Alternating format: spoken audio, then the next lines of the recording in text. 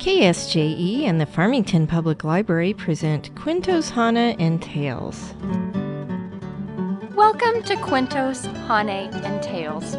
My name is LeAnna Whitaker. I am the Youth Services Librarian at the Farmington Public Library, and today I will be reading you some folk tales and fairy tales. The first book that I would like to share is called The Three Silly Girls Grubb by John and Anne Hassett. Once there were three silly sisters named Grubb. They came in three sizes: small, medium, and extra large. One morning, the three silly sisters missed the bus, so they had to cross the bridge to get to school. In a hole under the bridge hid Ugly Boy Bobby. Ugly Boy Bobby never went to school. He was the kind of boy who ate bugs, tossed stones at cats, and drank from puddles. The muddier, the better. The smallest of the Grubbs skipped over the bridge on her way to school. Skippity skip, skip. "Who's that skipping on my bridge?" grunted a voice from the hole. "It is me," squeaked the smallest of the three. "I am on my way to school to count to 10 on my toes." "Not before I eat your lunch," grumbled Ugly Boy Bobby. "Oh, please do not," said the smallest girl. "I have only one jelly donut. Wait for my sister, the medium-sized Grubb. She brings 6 jelly donuts for her lunch." "Go, or I will stuff toads in your sneakers," grunted Ugly Boy Bobby. The first sister ran to school as fast as her little-sized legs could go. Soon the second sister skipped over the bridge on her way to school. Skippity skip, skip. "Who is that skipping on my bridge?" grunted the voice from the hole. "It is middle-sized me," said the second of the three. "I am on my way to school to spell Bumblebee's bum." "Not before I eat your lunch," growled Ugly Boy Bobby, gnashing his teeth. "Oh, please do not," said the second girl. "I have only 6 jelly donuts. Wait for my sister, the biggest Grubb. She brings a dozen jelly donuts for her lunch." "Go, or I will tangle bats in your hair," grunted Ugly Boy Bobby. The second sister ran to school as fast as her medium-sized legs could go. The biggest of the Grubbs skipped over the bridge. Skippity skip, skip. "Who is that skipping on my bridge?" grunted the voice. "It is big-sized me," said the biggest of the three. "I am on my way to school to see itsy-bitsy teeny-tiny things under a microscope."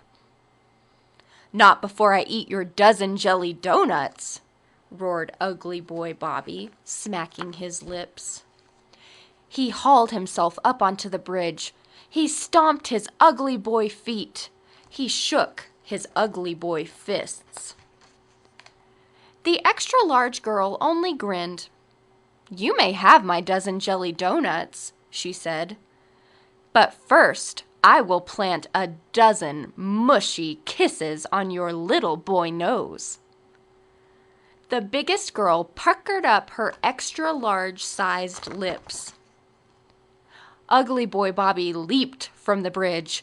He ran off to school as fast as his ugly boy legs could go. And he never missed school again.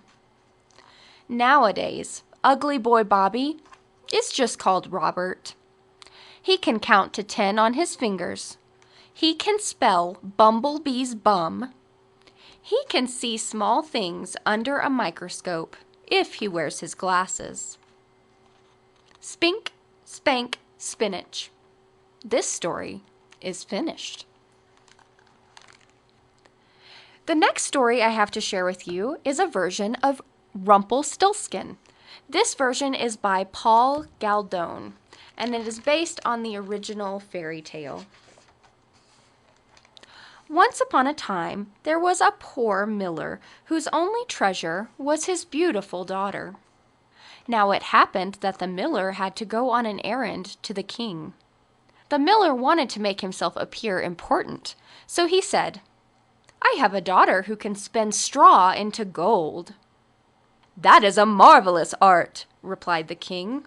"If your daughter is as clever as you say, bring her to my palace tomorrow, and I will put her to the test."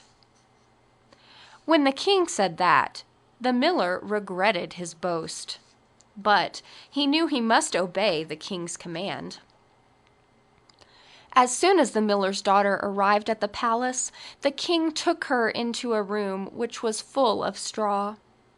He gave her a spinning wheel and some bobbins, and said, "Now set to work, and if by dawn tomorrow you have not spun this straw into gold, you must die." He locked the door and left the miller's daughter alone in the room. There she sat, for she had no idea how straw could be spun into gold. As the hours passed, she grew more and more frightened, and at last she began to weep. All at once the door opened, and in came a little man. "Good evening," he said. "Why are you crying so?" "Alas," answered the girl, "I have to spin straw into gold, and I do not know how to do it." "What will you give me," said the little man, "if I do it for you?" "My necklace," said the girl. The little man took the necklace and seated himself in front of the wheel. Whirr, whirr, whirr it went, and in 3 turns the bobbin was full. He put on another, and whirr, whirr, whirr, the second bobbin was full too. And so it went until dawn, when all the straw was spun and all the bobbins were full of gold. Then the little man slipped out the door. When the king arrived and saw the gold, he was astonished and delighted, but his heart only became more greedy. He had the miller's daughter taken into a larger room, which was also full of straw. "If you value your life," he said, "you must spin this straw into gold by dawn tomorrow." The miller's daughter looked at the pile of straw and began to cry. Just then, the door opened and the little man appeared again. "What will you give me," said the little man, "if I spin this straw into gold for you?" "The ring on my finger," answered the girl. The little man took the ring and began to turn the wheel again. By next morning he had spun all the straw into glittering gold. The king rejoiced at the sight, but he was still not satisfied. He had the miller's daughter taken to an even larger room of straw, and said, "You must spin this too in the course of the night, and if you succeed, you shall be my wife." As he locked the door, he thought, "She may only be a miller's daughter, but I am sure I could not find a richer wife in the whole world." When the girl was alone, the little man came for a 3rd time and said, "What will you give me if I spin this straw for you also?" "I have nothing of value left," said the girl. "Then promise me, if you should become queen, to give me your first-born child." "Who knows whether that will ever happen?" thought the miller's daughter. So not knowing how else to help herself, she promised to give the little man what he wanted. Grinning, he sat down at the wheel and once more spun the straw into gold. When the king came in the morning, he saw all that gold. He arranged a grand marriage, and the beautiful miller's daughter became the queen. A year later, the queen gave birth to a beautiful baby daughter. She was so happy with the child that she never once thought about the little man. But one day, he suddenly appeared in her room and said, "Now give me what you promised." The queen was horrified and offered the little man all the riches of the kingdom if he would just let her keep her child. But the little man said, "No, something alive is dearer to me than all the treasures in the world." At that, the queen began to sob so loudly that the little man took pity on her. "I will give you 3 days," he said. "If by the end of that time you find out my name, then you shall keep your child." The queen stayed up the whole night, thinking of all the names she had ever heard. And she sent a messenger out to search far and wide for other names. When the little man came to the palace the next day, the queen began with Casper, Melicor, Balthazar, and then she said all the names she knew, one after the other. But to each, the little man said, "That is not my name." On the second day, the queen learned the names of everyone living near the palace. When the little man came again, she selected the most unusual ones. "Perhaps your name is Short Ribs," she said, "or Sheepshanks, or Lace Leg?" But the man always answered, "That is not my name." On the third day, the messenger returned and told the queen, "I have not been able to find a single new name, but as I approached a high mountain at the end of the forest, I saw a little house.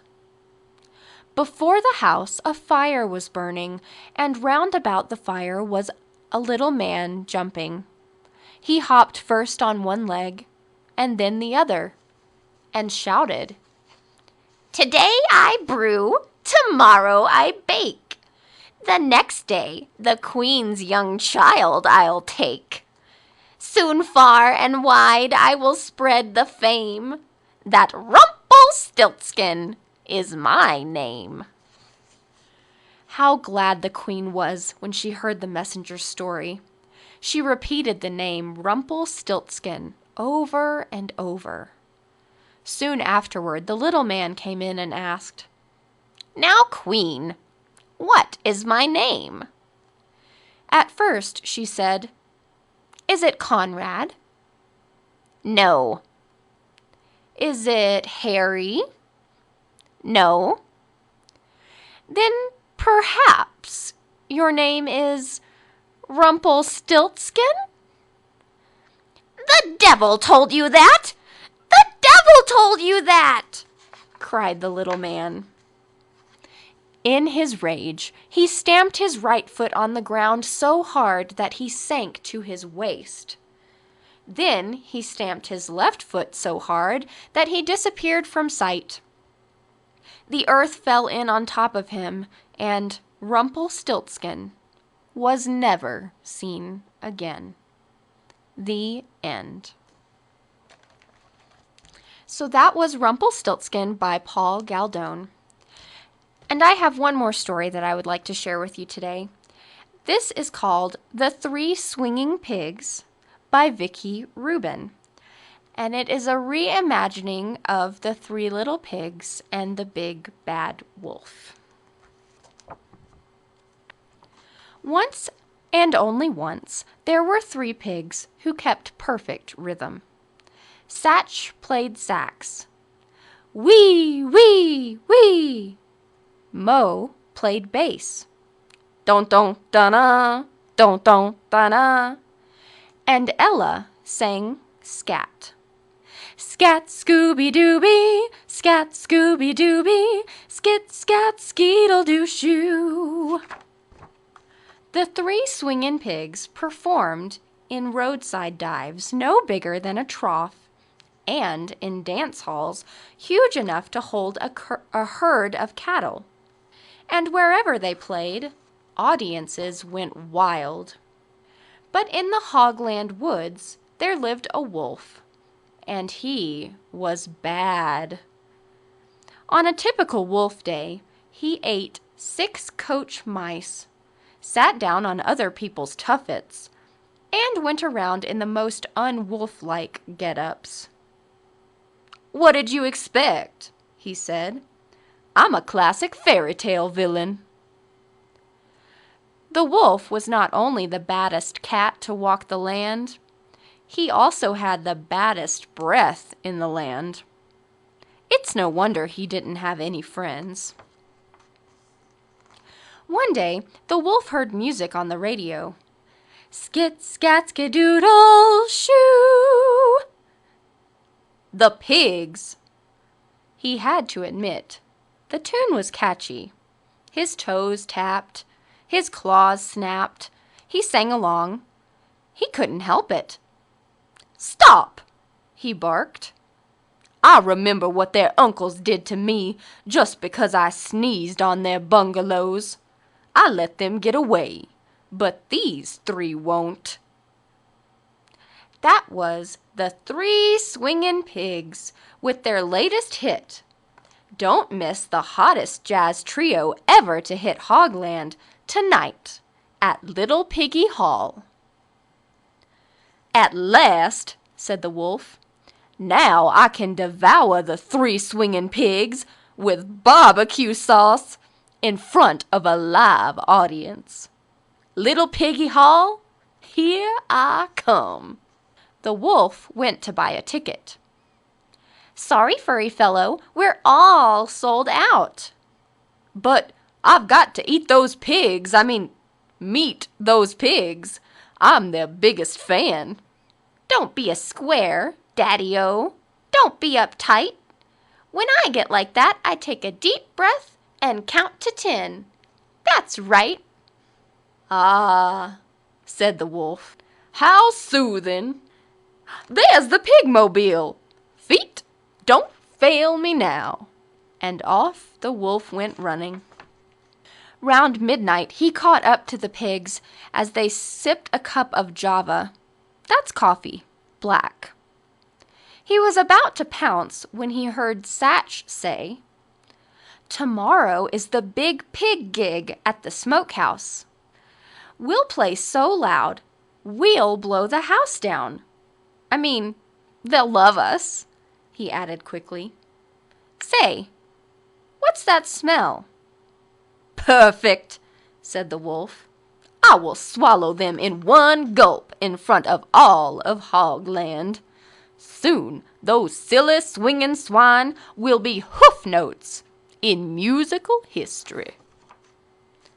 The next night, the ticket line at the smokehouse stretched all the way to the forest.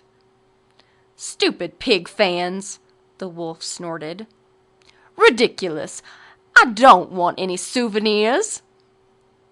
Finally, he reached the window. "Front row seat." "Sorry, sir. All I've got is one back in the hallway near the restrooms." "Oh, for goodness. All right." The aisles were filled with fans tapping their toes, snapping their claws, and singing along with the Three Swingin' Pigs. The wolf elbowed his way forward, using his bad breath to clear the way. At last, he got to the front. Mo was playing bass, do-dum, da-da, do-dum, da-da, and Ella was singing, "Scat, Scooby-Dooby, scat, Scooby-Dooby, scat, skit, skit, scoodly-doo." The wolf felt his toes starting to tap and his claws starting to snap. He heard himself singing along. "Stop!" he barked. "Did you hear that?" said Satch. "I smell it! It's the wolf!" said Mo. "Our uncles warned us this could happen." "Don't flip your lid. Don't snap your cap. Just stay cool, boys," Ella cooed. "Music soothes the stinky beast." "I hope you're right," said Satch and Mo. "Now I'm gonna sing a song," Ella called out. "And when I sing, everybody sing after me. But first, how about a volunteer up here? You, sir." in the natty suit. Me? Said the wolf. Was she crazy? Yes, you, Daddy-O. What's your name? Wolfie, said the wolf, trembling. All those eyes were staring at him. Big bad Wolfie. You know, our uncles met you way back when. What was it you said to them? I said I would huff, and I'd puff, and I'd blow the house down. Ella called out, Sing it. He'll huff, and he'll puff, and he'll blow the house down. The audience sang, He'll huff, and he'll puff, and he'll blow the house down. Sing it, Wolfie, said Ella. I'll huff, and I'll puff, and I'll blow the house down, he squeaked. Let's hear it for Wolfie, Ella called.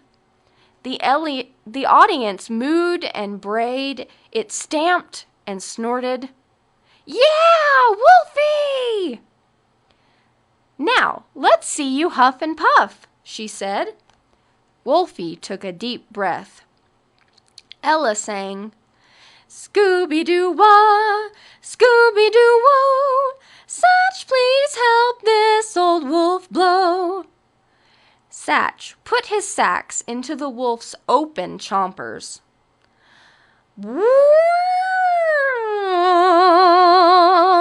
Played Wolfie. The crowd practically stampeded. Hooray! They all shouted. No one had ever cheered for Wolfie before. In fact, no one had ever liked Wolfie before. He was enjoying this. But wait, he still had to eat the pigs. Farewell, my little ham bones. Wolfie, said Ella, wouldn't you rather make music, sweet music, than eat 3 perspiring pigs? But, I'm supposed to, said Wolfie. Though I also want, let me take a time out. He took a deep breath. Oh, yes, if I eat you pudgy porkers, I won't be able to howl with the band. And at last I found what I really love. It's music, sweet music. And he howled, Ah-woo! Have a cool peppermint for your wolf breath, said Mo. Thanks, said Wolfie. Ella called out, Ladies and gentlemen, meet our newest member, Wolfie, the biggest, baddest howlin' wolf in all the land. And everybody sang, Skit, scat, skedaddle, skit, scat, skedaddle, skit, scat, skedaddle, oh.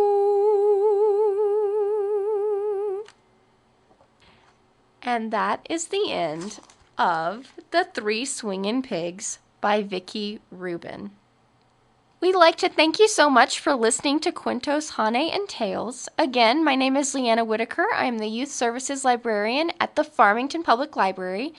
And the 3 stories that you heard today are all folk tales and fairy tales from our 398.2 section in the Juvenile Nonfiction Collection. We hope that if you enjoy what you heard, you'll come by the library and check out a book. You can also visit the library's website at www.infoway.org to see if we have the book that you are looking for, or the movie, DVD, CD, any formats we have at the library. So we hope to see you soon.